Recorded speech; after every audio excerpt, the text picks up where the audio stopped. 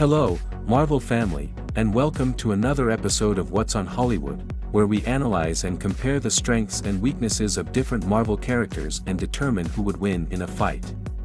Today, we have a very interesting matchup between two of the most powerful and ruthless villains in the Marvel Universe, Killmonger and Namor.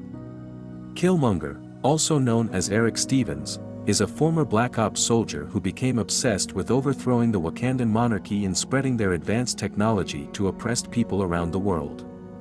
He is a master of various martial arts and weapons, and he has enhanced his physical abilities by consuming the heart-shaped herb, which grants him superhuman strength, speed, stamina, agility, and healing. He also wears a vibranium suit that can absorb and redirect kinetic energy, making him very durable and dangerous.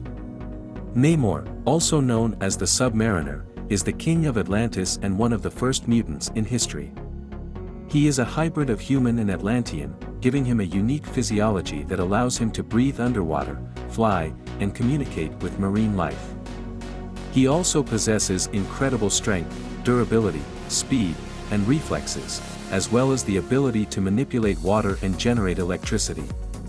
He is a fierce warrior and a brilliant strategist, who often clashes with the surface world over environmental and political issues. So, who would win in a fight between these two formidable foes? Well, let's break it down by looking at some of the factors that could influence the outcome of the battle. First, let's talk about the location. Where would the fight take place? Would it be on land, in the air, or in the water? This could make a huge difference, as both Killmonger and Namor have advantages and disadvantages depending on the terrain. For example, on land, Killmonger would have more mobility and access to weapons and technology, while Namor would be weaker and slower due to the lack of moisture. In the air, Namor would have the edge, as he can fly and use his wings as weapons, while Killmonger would be limited by his suit's capabilities.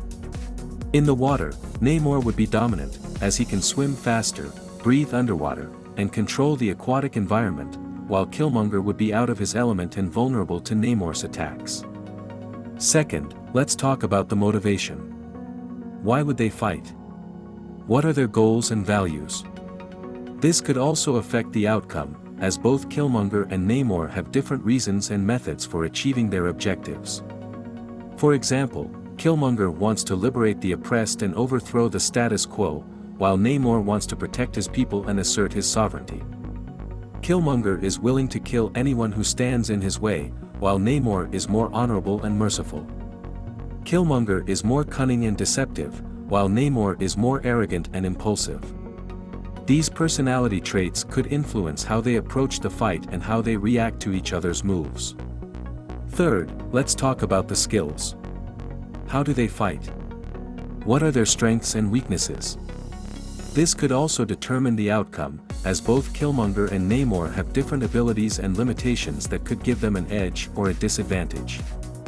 For example, Killmonger is more skilled and experienced in hand-to-hand combat and weaponry, while Namor is more powerful and versatile in his abilities. Killmonger has a vibranium suit that can absorb and redirect kinetic energy, while Namor has a high resistance to physical damage and energy attacks. Killmonger has a healing factor that can help him recover from injuries, while Namor has a weakness to extreme temperatures and dehydration.